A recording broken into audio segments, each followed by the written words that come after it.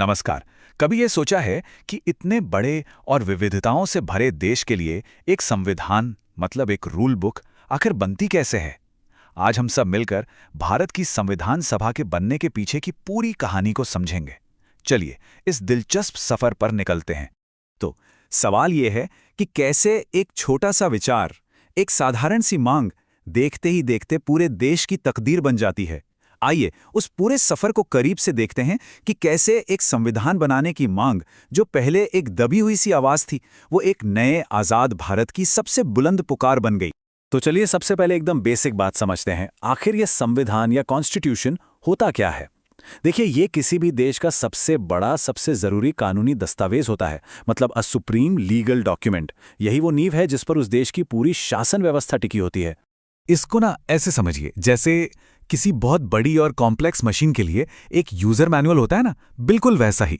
इसका सीधा सा मकसद है ये पक्का करना कि देश का जो पूरा एडमिनिस्ट्रेटिव सिस्टम है वो एकदम सिस्टमैटिक तरीके से पहले से तय किए गए नियमों और कानूनों के हिसाब से ही चले, बिना किसी गड़बड़ के, बिना किसी रुकावट के। अब देखिए, ये जो ख्याल था ना कि हम अपना भाग्य खुद लिखेंगे, अपना शासन खुद चलाएंगे, ये कोई रातों रात पैदा हुआ विचार नहीं था। इसकी शुरुआत तो बहुत पहले छोटी छोटी मांगों से हुई थी। मांग ये थी कि भाई हमारे ही देश के शासन में भारतीयों की भूमिका बड़ी होनी चाहिए। और ये सिर्फ कहने के लिए मेज पर एक कुर्सी पाने की मांग नहीं थी। नहीं, ये अपनी बात रखने वाली एक मजबूत आवाज की मांग थी। और ये सफर देखना वाकई में बहुत दिलचस्प है।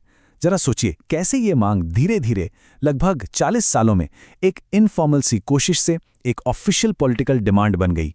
1895 में स्वराज बिल के जरिए एक पहली अनौपचारिक सी मांग उठी, जिसे बाल गंगाधर तिलक से जोड़ा जाता है। फिर 1922 में महात्मा गांधी ने कहा कि भाई भारत का संविधान तो भारतीयों की इच्छा से ही बनेगा। बात आगे बढ़ी। 1924 में स्वराज पार्टी ने इसे औपचारिक रूप से मांगा। और फिर 1934 में एम.एन. रॉय ने पहली बार एक संविधान सभा, एक कॉन्स्टिट्यूएंट असेंबली की ऑफिशियल डिमांड रखी। और आखिरकार 1935 में इंडियन नेशनल कांग्रेस ने भी इसे अपनी आधिकारिक मांग बना लिया। मतलब ये एक धीमी स्थिर ज्वाला थी जो वक्त के साथ एक धधकती ही आग बन गई। तो अब जब ये मांगे इतनी जोर पकड़ रही थीं तो ब्रिटिश सरकार पर दबाव तो पड़ ही रहा था। उनके जवाब में उन्होंने एक संविधान सभा तो नहीं दी, लेकिन हाँ, एक नया कानून जरूर ले आए। और ये एक ऐसा कदम था जिसने भारत के पूरे पॉलिटिकल लैंडस्केप को, मतलब राजनीतिक परिदृश्य को, हमेशा के लिए बदल कर रख दिया। ये था गवर्नमेंट ऑफ इंडिया एक्ट 1935। और ये सच में एक बहुत बड़ा टर्निंग पॉइंट था। क्यों? क्योंकि इतिहास में पहली बार इस एक्ट ने भारत के प्रांतों में, मतलब प्रोविंसेस में, चुनावों की इजाजत दी। इससे हुआ ये कि भारतीयों को स्वशासन का, यानी सेल्फ गवर्नेंस का, एक छोटा सा ही सही लेकिन बहुत ही जरूरी अनुभव मिला। पहली बार उन्हें सत्ता का स्वाद चखने को मिला। तो फिर चुनाव हुए 1937 में। Madras, Bombay, central provinces, United provinces यानी आज का यूपी, उड़ीसा, बिहार, असम और नॉर्थ वेस्ट फ्रंटियर प्रोविंस, इन सभी बड़े बड़े प्रांतों में चुनाव हुए। सोचिए, लाखों भारतीयों को पहली बार वोट डालने का मौका मिला था। ये वाकई में एक नई सुबह की तरह था। और नतीजा? अरे नतीजा तो जबरदस्त था। भारतीय राष्ट्रीय कांग्रेस ने इन चुनावों में शानदार जीत हासिल की और 8 प्रांतों में अपनी सरकार बना ली। ये एक साफ संकेत था कि अब इंडियन पॉलिटिक्स में कांग्रेस एक बहुत बड़ी ताकत बन चुकी है। लेकिन सत्ता का ये स्वाद ज्यादा दिन तक नहीं टिक पाया, क्योंकि दुनिया के दूसरे कोने में एक बहुत बड़ा वैश्विक संघर्ष शुरू होने वाला था। एक ऐसा संघर्ष जो जल्द ही भारत में भी एक बड़ा राजनीतिक संकट खड़ा कर देगा। बात है सितंबर 1939 की। दूसरा विश्व युद्ध शुरू हो गया और युद्ध शुरू होते ही ब्रिटिश सरकार ने एक ऐसा फैसला लिया जिसने भारतीय राजनीति में जैसे भूचाल ला दिया। हुआ ये कि इंडियन नेशनल कांग्रेस के सभी मंत्रालयों ने अक्टूबर 1939 में इस्तीफा दे दिया, एक साथ। सवाल है क्यों? वजह साफ थी, भारत को इस युद्ध में शामिल कर लिया गया था, लेकिन भारतीयों से, उनके चुने हुए नेताओं से पूछा तक नहीं गया था। एक तरह से उनकी संप्रभुता का, उनके आत्मसम्मान का अपमान था। और यहीं से उस समय का बढ़ता हुआ राजनीतिक बंटवारा और भी साफ दिखने लगता है। देखिए, जहां एक तरफ कांग्रेस ने विरोध में इस्तीफा दिया, वहीं मुस्लिम लीग ने इसे एक मौके की तरह देखा। उन्होंने 22 दिसंबर 1939 के दिन को मुक्ति दिवस या लिबरेशन डे के तौर पर मनाया। और दिलचस्प बात यह है कि उन्हें इसमें बी.आर. अम्बेडकर का भी समर्थन मिला।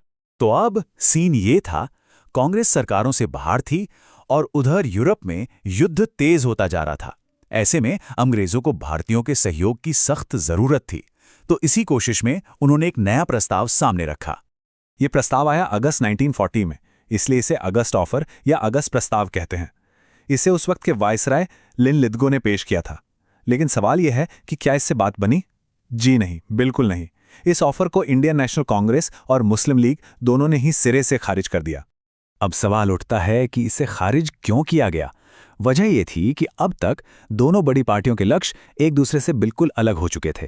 कांग्रेस की मांग थी पूर्ण स्वराज यानी कंप्लीट इंडिपेंडेंस और एक संविधान सभा। वहीं मुस्लिम लीग की मांग अब भारत के बंटवारे और एक अलग देश पाकिस्तान के निर्माण की हो चुकी थी। दोनों के रास्ते अब पूरी तरह से जुदा हो चुके। तो अब इस पॉलिटिकल डेडलॉक, इस गतिरोध के बीच में और एक तरफ चल रहे विश्व युद्ध के माहौल में गांधी जी ने क्या किया? उन्होंने एक बिल्कुल ही अलग रास्ता अपनाया। देखिए, गांधी जी एक बड़ा जन आंदोलन नहीं करना चाहते थे जिससे अंग्रेजों के वॉर एफर्ट्स में कोई रुकावट आए।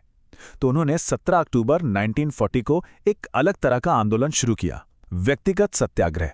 इसे दिल्ली चलो आंदोलन भी कहा जाता है। ये महाराष्ट्र के पवनार आश्रम से शुरू हुआ। ये एक बहुत ही सटल लेकिन उतना ही शक्तिशाली विरोध का तरीका था। और इस व्यक्तिगत सत्याग्रह के लिए चुने गए पहले सत्याग्रही कौन थे? वो थे आचार्य विनोबा भावे, गांधी जी के बहुत ही समर्पित अनुयायी और एक तरह से उनके आध्यात्मिक उत्तराधिकारी। और उनके बाद दूसरे सत्याग्रही थे पंडित जवाहरलाल नेहरू, जो आज़ादी के बाद भारत के पहले प्रधानमंत्री बने। इससे ये अंदाज़ा लगाया जा सकता है कि ये आंदोलन कितना ज़्यादा महत्वपूर्ण था।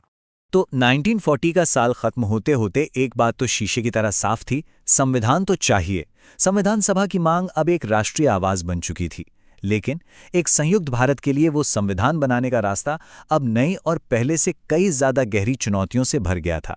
और सबसे बड़ा सवाल यही था कि क्या एक ऐसा राष्ट्र जो अंदर से इतना बन चुका हो, अपने लिए एक संयुक्त संविधान बना सकता है? इसका जवाब मिलना अभी बाकी था।